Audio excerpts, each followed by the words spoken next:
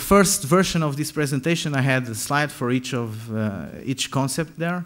But then I thought, I'm going to need their help. I'm going to need the audience help. If I'm going to spend half an hour talking about all these theories, they're probably going to run away from me. So if you're interested in these concepts, I can tell you about them. But I don't feel that this is the right moment to talk about them. Anyway, I want to tell you that I'm going to use ethnography as my methodology because it's one of the main reasons I'm here right now at this conference. This is the whole scheme of the project. So basically, I'm going to start by defining what the Blender universe is. That's what semiotic domain means here. So I'm trying to define the boundaries of the planet, if I may use the same metaphor. Then I'm starting to identify the affiliation spaces, the spaces where people gather to talk about Blender or to learn Blender. This conference is an affiliation space, Blender Artist is an affiliation space, and so on. And then from here, I'm going to follow 3 parallel routes. I'm going to select some people to interview. I'm going to ask some people to please talk to me and tell me your story. And I'm going to need your help for that. I'm going to do some participant observation and with a field diary that already started.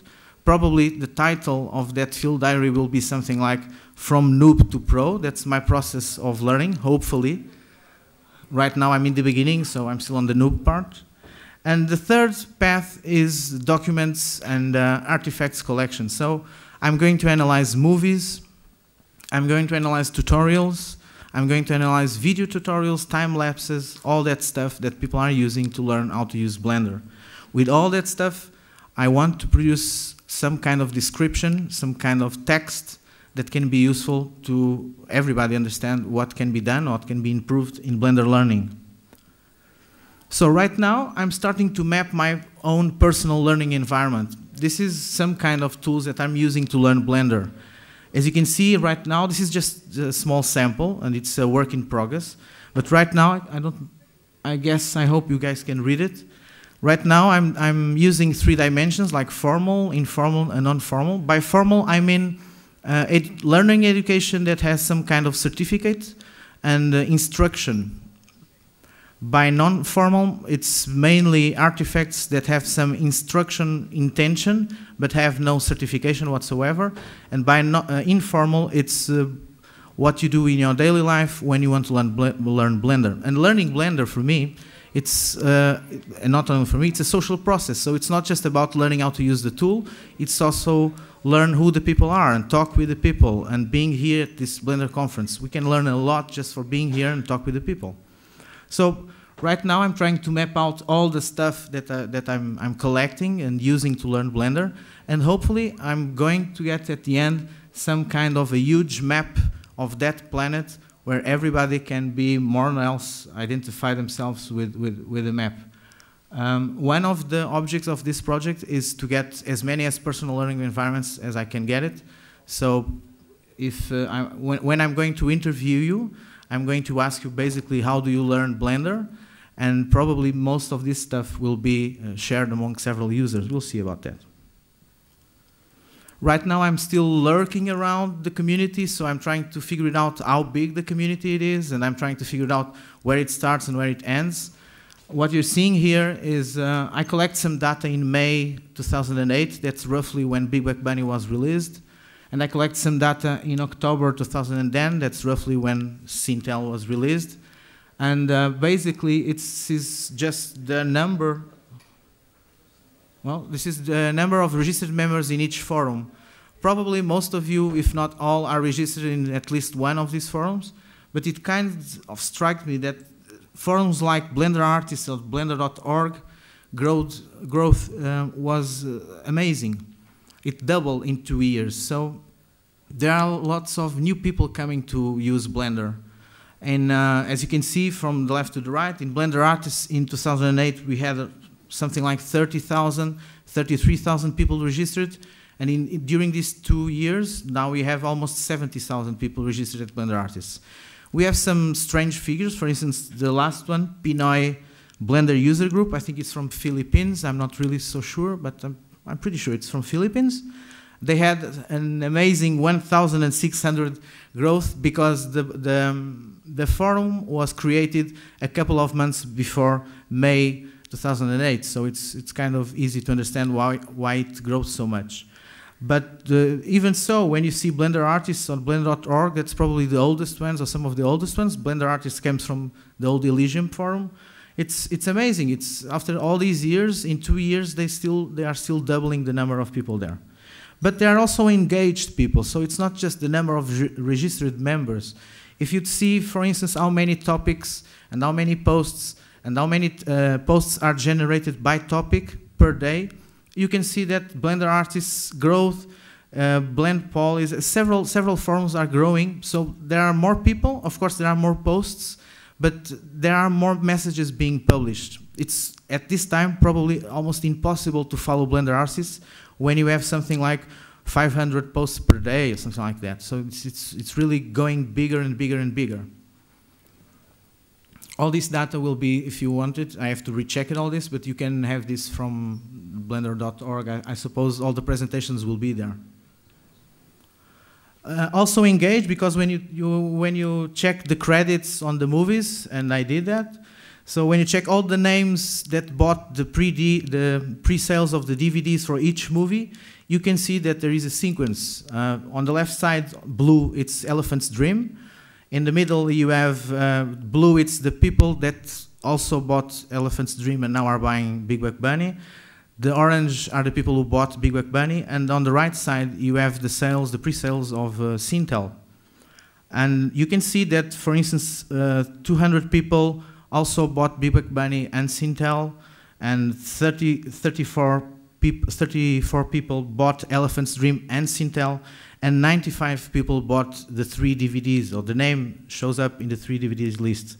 So it's not just growing in numbers, this also shows or indicates some kind of engagement.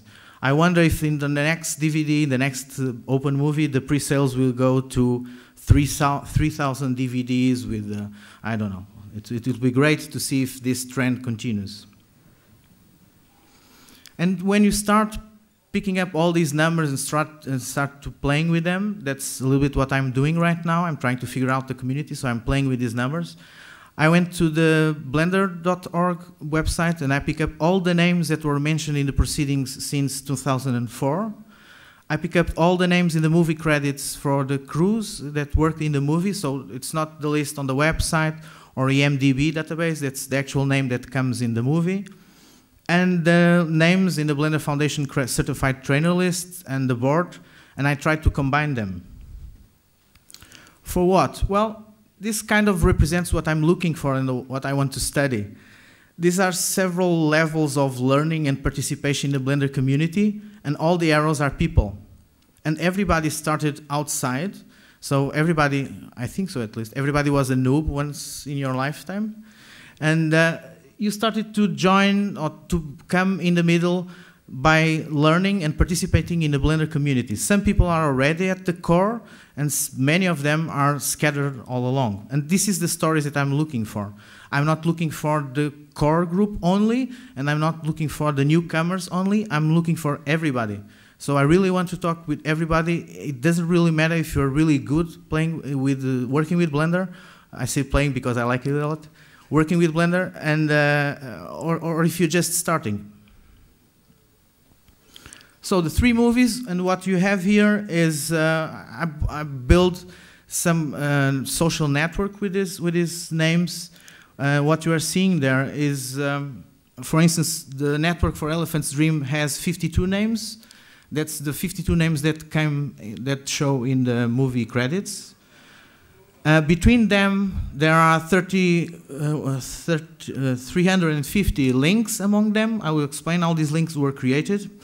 And there is the density. What this means is that density is the total possible number of links, or actually the actual links that there are, divided by the total possible numbers of links. I don't know if you guys are really understanding this, but if you are, you can ask some questions. Anyway, what we're seeing here is that, for instance, Sintel has much more names than Big Buck Bunny and Elephant's Dream, but the team in Big Buck Bunny, which were 31 persons listed in the credits, their network has more density. What this means actually is that this is an affiliation network. What this means is that the names that were in the crew of Big Buck Bunny also appeared in the proceedings for the Blender conference, like workshops or presentations and all that, or in the Blender certified program. It's too soon to draw any conclusion of this because this is just a small sample of data, but it's to make an example of the things that I'm trying to do. And here, I don't know if you can really see it, not that great. You have the 3 movies. What you're seeing, the small yellow dots are people, so you can imagine the names there. And what you're seeing is that the dots are ordered by degree. What this means is, the centrality means that the people who the name came up more often, they are near the center. You understand what I'm saying? Okay, so the people, the outside ring, the names that came out in the outside ring are names of people that worked in the movie, but their names didn't show up in other spaces. So the degree is a measure of activity of the node being the people. And there's also between us, that's another measure that we can use this. Basically, if I have, for instance, 3 people that worked in Big Buck Bunny or Sintel, 3 people worked in Sintel. One of these persons came in the 2004 conference, and another one came only in the 2010 conference, this conference. And one of them, the third one, came in the 2004 and the 2010. So is a tie, is a bridge between these 2 people. They are ordered by bridges. So the ones with more bridges, they are in the center of the Canva. I guess you all can imagine which name or which person is at the middle in Elephant's Dream. It's not that difficult to imagine which name that would be. So why am I doing this? Why am I starting all these projects? And why am I here? This is not really, it is a presentation, but it feels more to me like a call for help for the community, here and at home. Basically, what I want is to study how people are learning Blender and try to contribute back to the community with that. So I want to, after finishing this project, I want my PhD to be able to inform strategies for the Blender Foundation, for instance, that can increase the quality, the quantity, and the diversity of Blender learning out there. So it's not just books and it's not just video tutorials. There are other stuff that we can use to enhance learning, Blender learning. Also to help to develop an ecosystem of resources to support this user.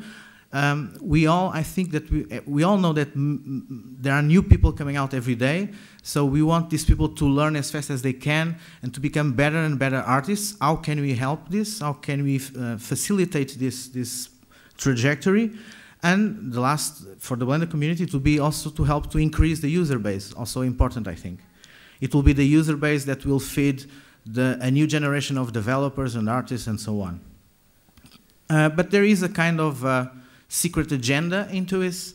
So there is a side, I think it might interest the Blender community. This is what I was talking about. And there's also an academic interest about this.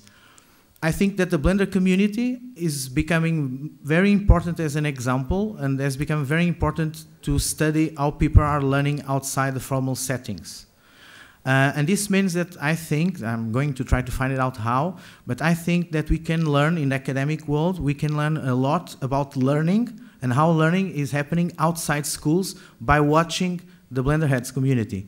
So I want to understand all these new learning experiences. For instance, if you think about the 70,000 people that are registered in the Blender Artists, many of them are young kids and probably are in high school and they are starting to learn Blender, sorry. I want to understand how they do it. Probably they are not learning Blender in school, in the classroom. Some of them are lucky, but I believe, unfortunately, that most of them are learning by themselves. So I want to understand how they are doing it. And I want to understand that because maybe we can learn new stuff that we can apply and use in formal settings, in school settings. or we can try to find some solutions for problems that are right now affecting all the education field, like for instance academic inflation. Some years ago, you had a bachelor's degree, and that means that you get a job. Now you need a master's degree to get a job, and in a couple of years you'll need a PhD to get a job. So there is an academic inflation going on, and there are other solutions and there are other problems that we can try to solve with this. Or the lifelong learning, for instance. Probably most of you are going to change your occupation during your lifetime, so you're not going to be a rigger for all your lifetime, hopefully. You can go on and have different occupations, and this means that during your lifetime, during your working lifetime, you have to be prepared to be in a continuous lifelong learning process. And I think that Blender and Blender community also teaches something about this, because to use Blender, this is a lifelong learning process. Every day you learn new stuff, and every day you want to learn new stuff. And even if you want to learn to be a great modeler, and then you start to just going for the modeling, you start to see all the people doing some magnificent rigging or other work, and you kind of lost it. You have to redirect. I want to learn how to model very well, but I also want to learn how to rig, how to animate, and all that. It's very difficult to get the balance in this.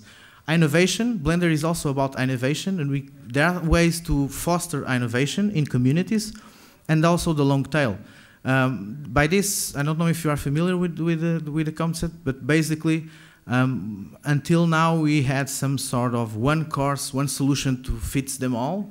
And basically, we are now looking for several solutions or more specific solutions and some kind of niche education, more targeted. And I also think that Blender community can teach us a lot about this. So, I'm not really sure if I'm okay. What I want about this, don't be afraid, I'm finishing. What I want with this presentation mostly is to present myself to the community. And number one, if next year, I hope I'll be here and I'll see you, I hope you don't fly away and run away from me. And if you're interested in Blender education in some way, I really would love to talk with you if you want to contribute somehow to this project. It would mean a lot to me, and hopefully that's also my interest. I hope it could mean a lot also to the Blender community. That's my main objective. Okay, thank you very much.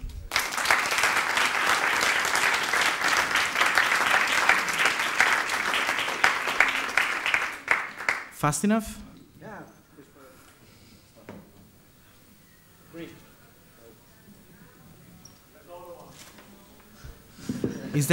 Are there any questions? Is that it?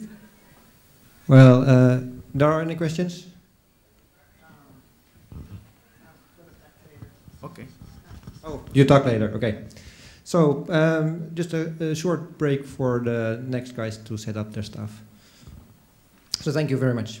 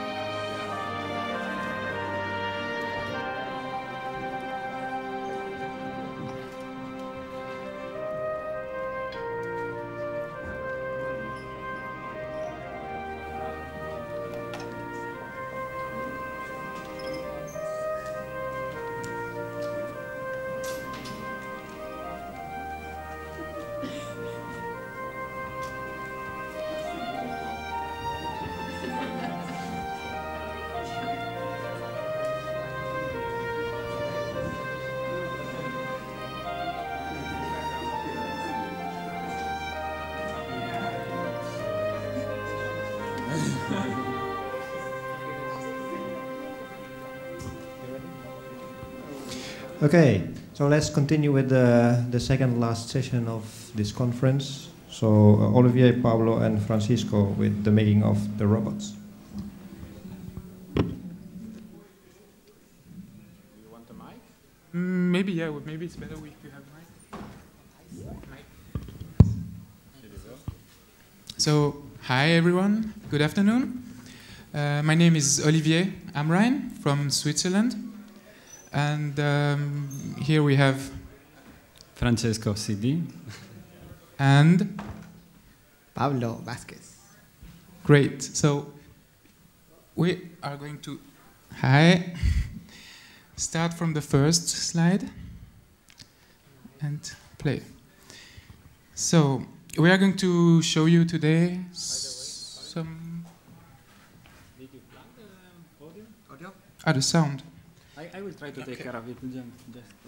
So today we are going to introduce you some of the robots that we did in RGBprod. This is a small studio, so just have it based in Switzerland, and we are very small. So we used to hire for some projects some freelancers, and Pablo and Francesco are two of these. In the course of the last 2 years, we had 3 projects which included robots. So let's have a look at this one. So these are the 3 robots. The very first one is called. They all have little names. So Pablo is showing the first one is called H7, the red one. Then we have Bubble Time. And Optimus Time. You can see the evolution, but it's not only an evolution, it's also each client has its own requests. So that's for about the dates. They were all made in 2.49 because we started in 2008, but we are going to show you with 2.5. So some things might not work, because it's still better.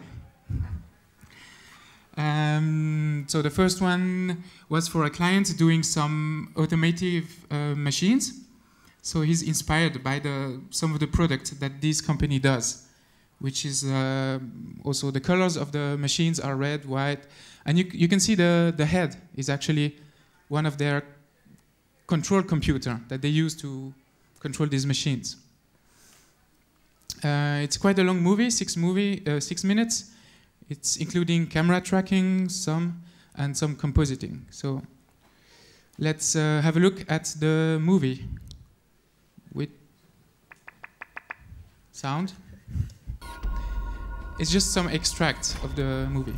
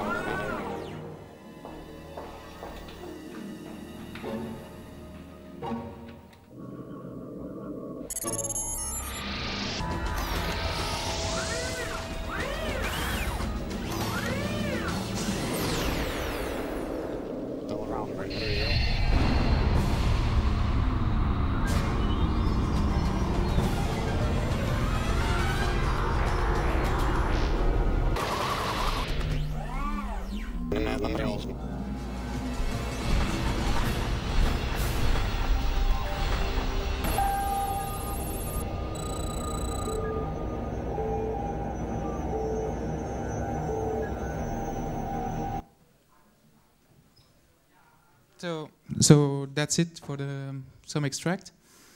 And now we can show you a bit how we did it in 3D. We just need to put the mouse and move. For this project, it actually started here at the not the project, but the collaboration with the freelancers started here. In 2008, I attended my first Blender conference. That's where I met you. I don't know, here. I was taking an advanced class, Blender class. That's where I met Francesco. He was my classmate, and Pablo was at the institute doing Venom's lab, sleeping there. Yeah, I think. So it's we're going to show you the 3D files of the robot. Yeah, but 28. Sorry. And I think I need to start Blender down first. I'm sorry, I should. Okay.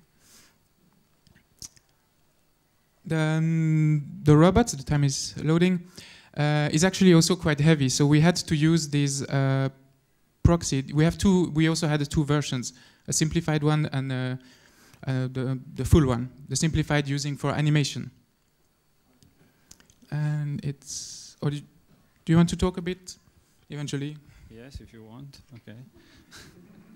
So the computer belongs to Olivier, so he knows how to browse better. And when we met each other during the course, he was doing the rigging of the robot we are about to see. And he just completed a model made of the big logo of the company. And this is something real they have out of their offices. So it's 1.5 meter high. And it was, I mean, the biggest components of the robot are just these letters disassembled and put together in a more fancy way. Yeah, and here it is a screenshot from the model that we will see now. Okay. Just have a look. And we will optimize the visualization so that you can be astonished by the awesomeness of the speed of VBOs in Blender. Okay. So it's a fairly simple rig with some tiny little details, some tiny automations. So here, as you can see, these pistons, they move on their own. So there is a little bit of subtle details that we don't need to animate by hand. And it included the ordinary FK, AK switches for all the parts. And of this, we just worked with a with this version, or there was also a low resolution version for blocking and animatics. I don't remember. No, actually, this one is we used kind of with layers, which means one of the group had the full details, all the mechanical part. And another group didn't have all the tubes and all the things that we didn't need for visualization. So that's it. Oh, and yeah, that's. Yes, as you can see, it's many parts, and this is just the one made of the letters, which is the lightest, and they were sliced in more fancy way. Yeah, and then I think that's it. For it. And now we have a sequence breakdown, I think. It's a little quick making of this shot. So we can see we had the clean plate, what we shot, and the OpenGL path, kind of the render with everything nice, hopefully. With all the ray tracing and fancy Then stuff. we had to mask a quick thing. And so we put them all together, compositing and adding some little light in some red shading at the bottom, and it's looping. So that's it. Okay. So for these clients, once they had the robots, they can kind of do whatever they want. So at one point, they also asked us for a very big print file so that they can print on their truck. That's it. And we also did some jokes for us, having some fun. And again, I was bored one afternoon, was raining outside, so I decided to do this little Lego toy. I actually bought it, so you can order it, and I have it in my office now. Yeah, it's official merchandise of the first robot. I mean, yeah. Everybody wants one. Okay. So now we have a little break for reminding us. I talked so much, I think I will drink something. Okay. Any questions so far? About the camera tracking, have you used some third-party programs or only Blender? No, we used SynthEyes from some Stevenson, some company. Have you tried others? Yeah, I tried some, but it was the best results because we didn't have a lot of time to track. Like, we didn't have a tracker, a person that can spend 1 week tracking perfectly the shot. So we had to find a solution that tracks the best for the lowest price, and in a production environment, it's just we had to choose this because Voodoo Tracker was not like the one you click and it tracks. Kind of, yeah. Like this, yeah. But this program is proprietary, yes? It is proprietary. It costs a few hundred, but it was in the budget because this is, of course, commercial work. So we know we need this software. Okay, so with that. So now we are talking about the second robot, which is called Bubble Time. And that's it. Do you want maybe to explain why such a strange name? Yeah, I mean, the name came out during the discussion while we were planning with the team in RGB how to build the robot, and of course when you do such a thing you spend a long time on it, so you decide to give it a name so you can call it by name, and so it's named after one of the Transformers, which is Bumblebee, but we changed the B with the time because it was more fitting the context, but it was kind of misspelled by one of the person in RGB who didn't know how to pronounce the name in English, so it became Bubble Time, which is completely nonsense, but we kept it because it was funny. Yeah. So this project was done for a client called Grand Prix de l'Horlogerie 2009. Grand Prix de l'Horlogerie 2009. This is an event in Switzerland, because in Switzerland we do watches and clocks. It's the kind of award for the best watch of the year.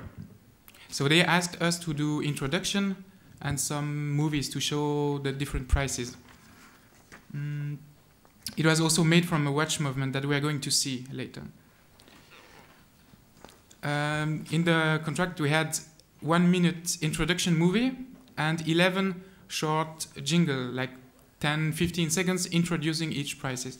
We're going to see the introduction, of course, now, and 2 of these extracts. Yeah, may I ask you to raise a little bit the volume so that we get blown by the sound? It's epic. Thank you very much. Maybe.